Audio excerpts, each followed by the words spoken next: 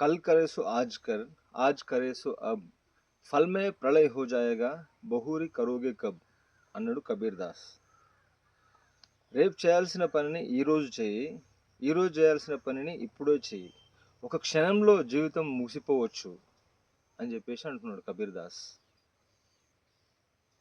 అంటే ఇవన్నీ కూడా సత్కర్మల కోసం అని అర్థం చేసుకోవాలి మనం. సత్కర్మలు వేరే ఉంటాయి, మళ్ళీ దుష్కర్మలు వేరే ఉంటాయి. సత్కర్మల విషయంలో ఈ విధంగా చేయాలి.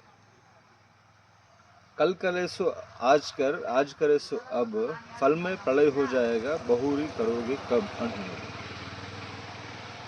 తర్వాత నేను ఒకటి జైన్ స్టోరీ చదివిన. జన్ కాదు, జైన స్టోరీ. వర్ధమాన మహావీరుడు ఆయన ఎన్లైటన్ అయిన తర్వాత ఆయనకు చాలామంది ఫాలోవర్స్ ఉండేటోళ్ళు. ఆయన దిగంబర పరంపరలో వచ్చిండు. ఆయనకు ఎంతోమంది ఫాలోవర్స్ ఉన్నారు. అయితే ఆయన ఉన్న టైంలో, ఆయన కాంటెంపరీగా ఉన్న టైంలో ఆయన ప్రభావం చాలామంది పైన ఉండేది.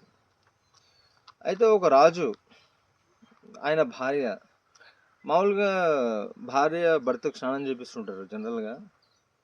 అట్లా ఆయనకు ఆమె స్నానం చేపిస్తుంటుంది.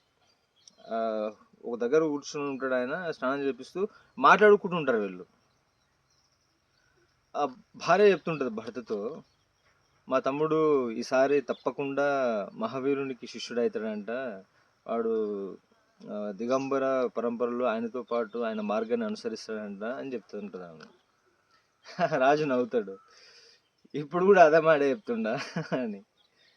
అంటే అది ఎవ్రీ టైము వాడు వాళ్ళ తమ్ముడు నేను అక్క వెళ్ళిపోతా ఈసారి సన్యాసిని అవుతా అని అంటాడు. అది పోస్ట్పోన్ అయితేనే ఉంటుంది ఎవ్రీ టైం. అంటే మహావీరుడు ఆ ప్రాంతానికి ఇట్లా పరిభ్రమించే టైంలో ఆయన చూసినప్పుడు ఒక మోటివేషన్ వచ్చి నేను జాయిన్ అవుతా ఆయన శిష్యునిగా అని చెప్పి వాడు చెప్తాడు స్టేట్మెంట్.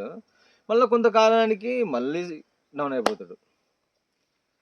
ఆ విధంగా రాజు కొద్దిగా సర్కాస్టిక్గా నవ్వేటప్పటికి రాజు భార్య తమ్ముని అనేటప్పటికి కొద్దిగా పుట్టింటోళ్ళు అంటే లేడీస్ ఫీల్ అవుతారు కదా, అట్లా ఆమె ఫీల్ అవుతుంది.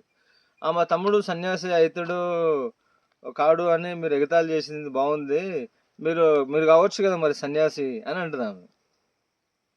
రాజు ఒక్కసారిగా షాకింగ్గా లేస్తాడు. స్నానం చేస్తున్నటోడు యథావిధిగా లేస్తాడు.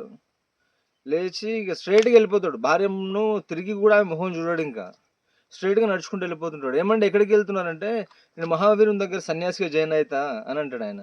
తప్పైందండి, నేనేదో సరదా కోసం అన్నా, నన్ను క్షమించండి అంటే, లేదు ఇప్పటికీ చాలా టైం వేస్ట్ చేసిన నేను, ఇక నేను వెళ్ళాల్సిందే, ఉన్న కొంత టైంని నేను సత్యాన్వేషణలో గడుపుతా, ఇక ఈ రాజ్యము ఈ రాజ్యభారము నాకు అవసరం లేని విషయం